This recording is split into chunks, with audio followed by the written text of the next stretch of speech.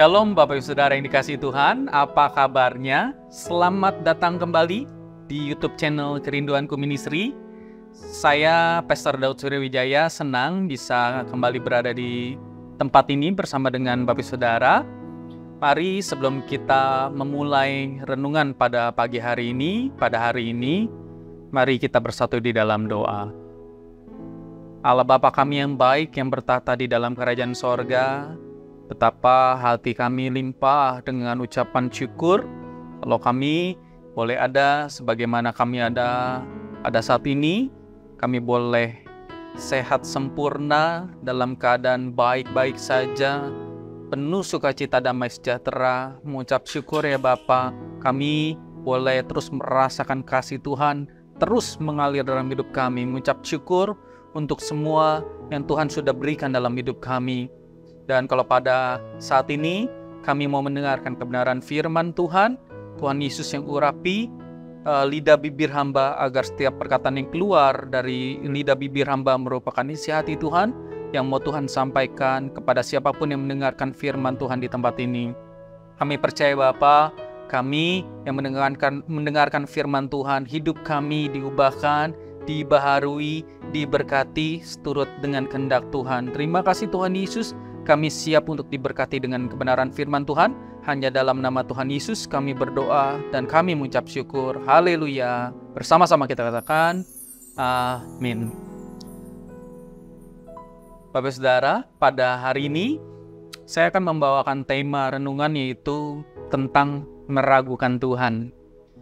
Seberapa banyak dari kita seringkali meragukan Tuhan, Bapak Saudara. Ketika kita menghadapi masalah, pergumulan, sakit penyakit, terkadang hati kita itu goyang. Kita mempertanyakan, Tuhan di mana sih? Kok Tuhan izinkan hal ini terjadi dalam hidup saya? Terkadang tanpa kita sadari, kita mulai meragukan Tuhan, meragukan kuasa Tuhan, meragukan kemampuannya Tuhan dalam hidup kita. Padahal kita tahu, seluruh aspek hidup kita itu atas kendalinya Tuhan. Tapi ketika badai besar itu datang dalam hidup kita, tanpa kita sadari, kita meragukan Tuhan.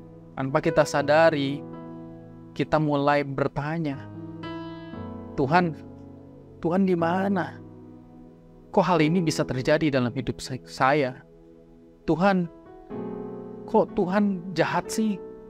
Kenapa Tuhan izinkan sakit penyakit ini hadir dalam hidup saya? Tuhan, kenapa dokter memvonis hidup saya tinggal beberapa bulan lagi?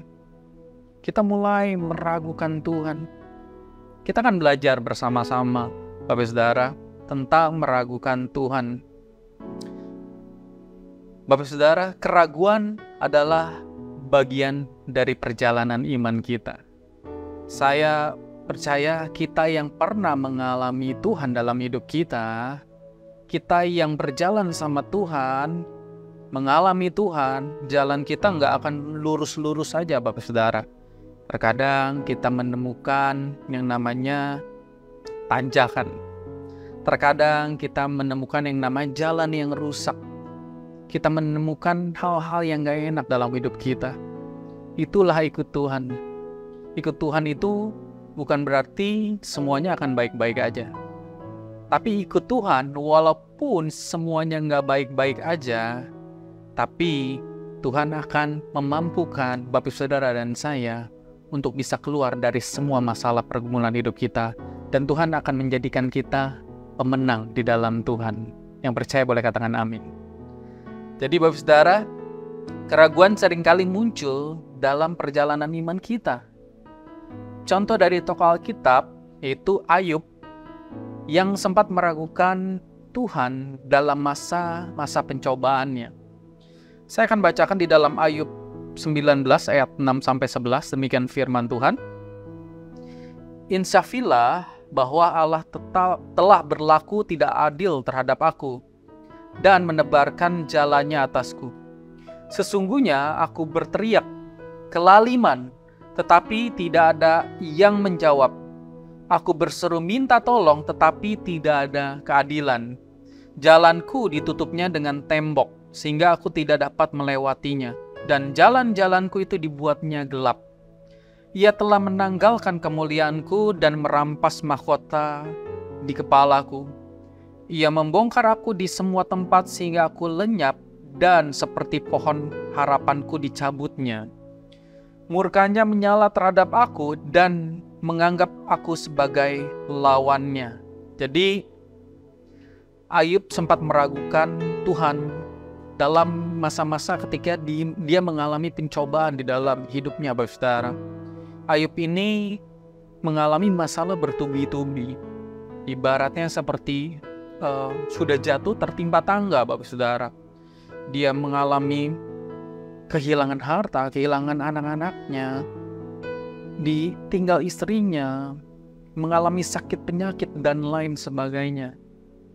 Tapi ketika dia meragukan Tuhan, pada akhirnya juga Ayub menyesal. Dan di Ayub 42 ayat 5-6, Ayub berkata, "Hanya dari kata orang saja aku mendengar tentang Engkau, tetapi sekarang mataku sendiri memandang Engkau," kata Ayub kepada Allah. "Oleh sebab itu aku mencabut perkataanku, dan dengan menyesal aku duduk dalam debu dan abu." Jadi pada akhirnya Ayub juga menyesal telah meragukan Tuhan, Bapak Saudara. Dan in the end kita tahu Tuhan mengembalikan semua yang terhilang dari hidupnya Ayub, digantikan berlipat-lipat kali ganda. Jadi hadapilah keraguan kita itu dengan tetap percaya pada Tuhan. Bagaimana kita bisa percaya, bagaimana kita bisa punya iman percaya sama Tuhan, yaitu dengan firman Tuhan. Iman timbul dari pendengaran akan firman Tuhan. Jadi hadapilah keraguan kita dengan firman Tuhan. Mari kita membalikan keraguan kita dengan kebenaran-kebenaran firman Tuhan. Jangan lupa setiap hari kita baca firman Tuhan. Firman Tuhan itu adalah makanan bagi rohani kita, Bapak Saudara. Contoh ayat yang meneguhkan kuasa Tuhan yaitu terdapat di dalam Matius 19 ayat 26, demikian firman Tuhan. "Bagi manusia hal ini tidak mungkin, tetapi bagi Allah segala sesuatu mungkin." Saya bacakan lagi buat Bapak Saudara, Matius 19 ayat 26, demikian firman Tuhan. "Bagi manusia hal ini tidak mungkin, tetapi bagi Allah segala sesuatu mungkin." Bagi pikiran kita manusia, pikiran kita terbatas, apa yang kita lihat di depan mata kita nggak mungkin. Tapi ketika kita menyerahkannya pada Tuhan, kita percaya punya iman bahwa Allah sanggup, maka terjadilah sesuai dengan imanmu. Ketika kita percaya, Tuhan pasti akan beri jalan keluar yang terbaik. Yang percaya boleh katakan amin. Lalu bagaimana cara kita menerima kuasa Tuhan? Yakobus 1 ayat 6, demikian firman Tuhan. "Hendaklah ia memintanya dalam iman, dan sama sekali jangan bimbang. Sebab orang yang bimbang sama dengan gelombang laut yang diombang-ambingkan kian kemari oleh angin." Kalau kita menerima kuasa Tuhan, pemberian dari Tuhan, nggak bisa dengan tangan fisik kita. Tapi kita bisa menerimanya dengan tangan iman kita. Dengan iman percaya kita.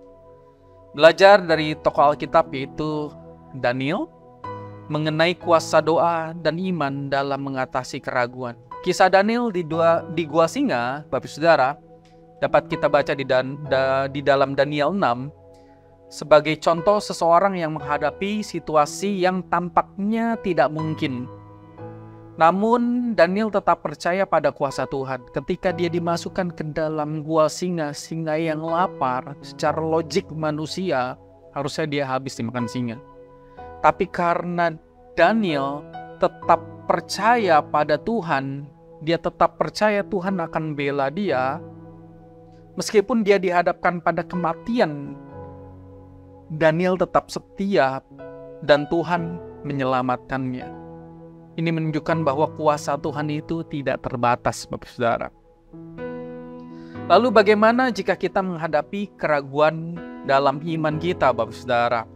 Berikut ini adalah beberapa langkah yang dapat kita ambil ketika kita menghadapi keraguan dalam iman kita.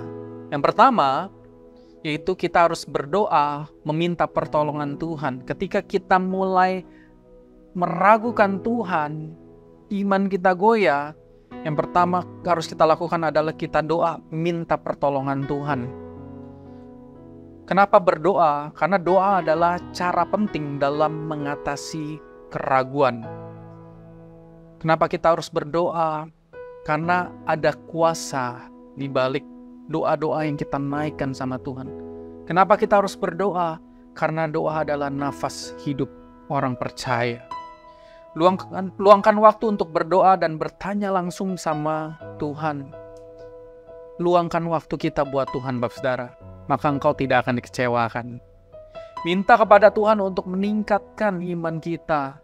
Seperti murid-murid yang berkata kepada Tuhan, tunjukkanlah kepada kami cara untuk meningkatkan iman kami. Saudara bisa baca di dalam Lukas 17 ayat yang ke-5. Jadi yang pertama, kita harus doa minta pertolongan Tuhan. Langkah kedua ketika kita menghadapi keraguan dalam iman, yaitu mengakui keraguan kita. Kita harus akui semuanya. Jangan menyangkal atau takut akan keraguan yang kita miliki, Bapak Saudara. Keraguan adalah langkah kritis dan perlu dalam perjalanan menuju iman.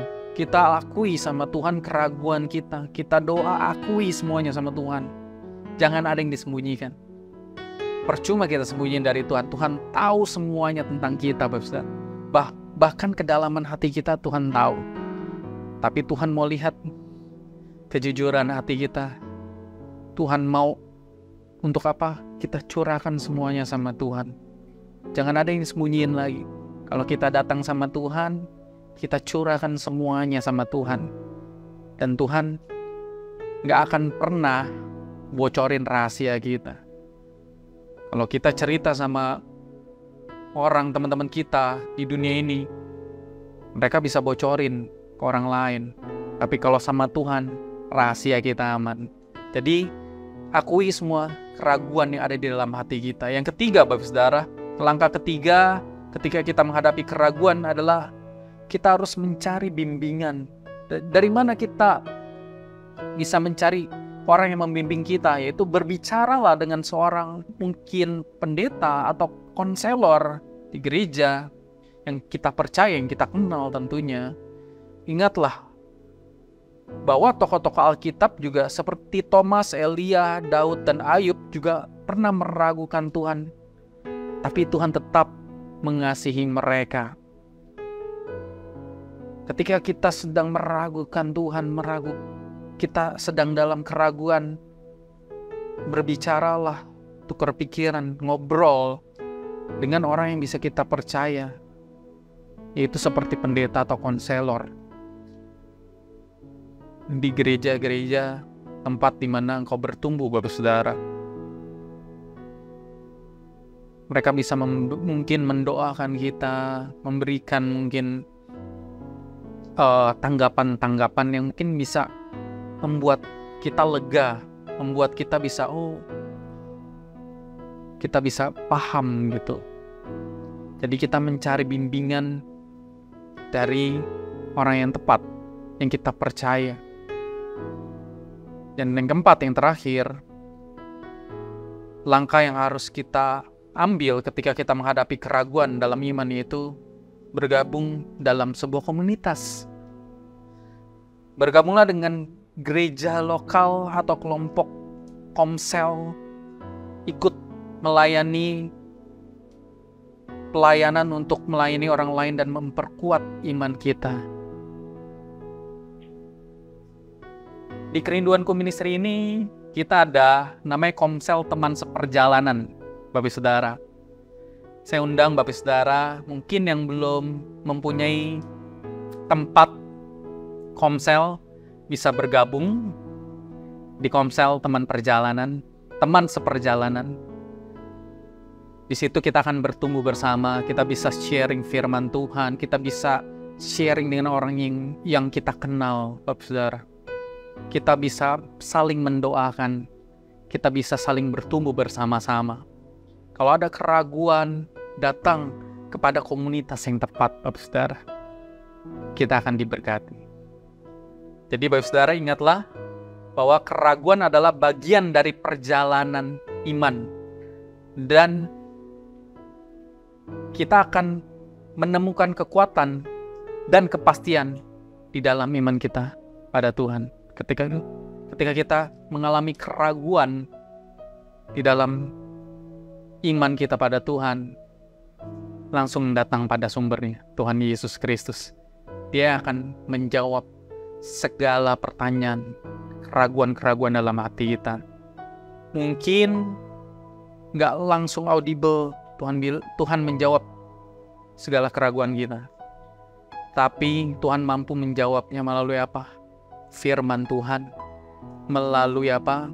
Orang-orang mungkin yang terdekat, yang tahu masalah kita, mungkin pendeta kita, konselor kita, teman-teman komsel kita. Tuhan bisa memakai siapapun untuk bisa menjadi jawaban atas pertanyaan-pertanyaan kita, Bapak Saudara. Saya doa Bapak Saudara yang mungkin saat ini sedang meragukan Tuhan, sedang ada masalah di dalam hatinya sehingga meragukan Tuhan, saya doa Bapak Saudara, keraguanmu dijawab Tuhan dan engkau segera mendapatkan jawaban doa. Mari kita tutup Alkitab kita. Saya undang Bapak Saudara, kita mau nyanyikan sebuah lagu. Mari kita angkat tangan kita tutup mata kita sembah Tuhan. Mari kita katakan, hanya dekat kasih-Mu Bapa, jiwaku pun tentram. Hanya dekat kasih-Mu Bapa, jiwaku pun tentram. Engkau menerima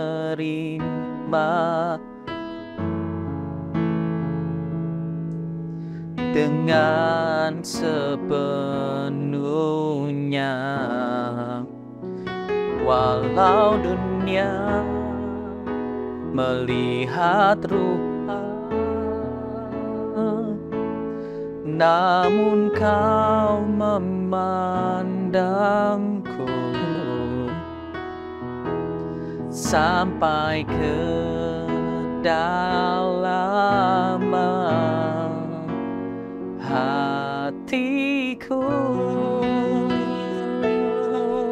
Mari angkat tanganmu, katakan, Tuhan inilah yang ku tahu, Kau mengenal hatiku jauh melebihi semua yang terdekat sekalipun. Tuhan inilah yang ku mau, Kau menjaga hatiku supaya kehidupan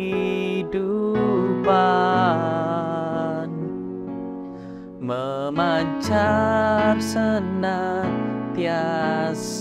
Dengan imanmu katakan, Tuhan inilah yang ku tahu, Kau mengenal hatiku jauh melebihi semua yang terdekat sekalipun. Tuhan inilah yang ku mau, Kau menjaga hatiku supaya kehidupan, memancar senantiasa, supaya kehidupan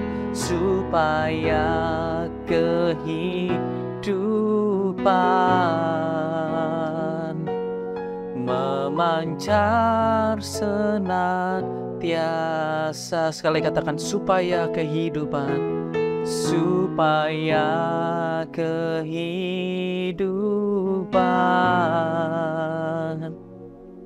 memancar senantiasa.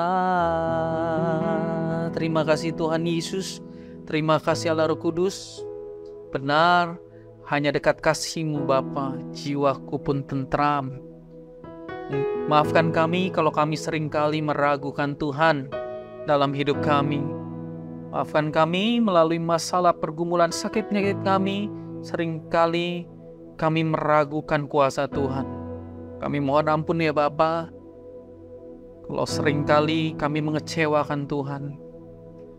Tapi kami yakin dan percaya di tengah keraguan kami, Tuhan Yesus terus bekerja dalam hidup kami secara dahsyat untuk memulihkan hidup kami ya Bapa.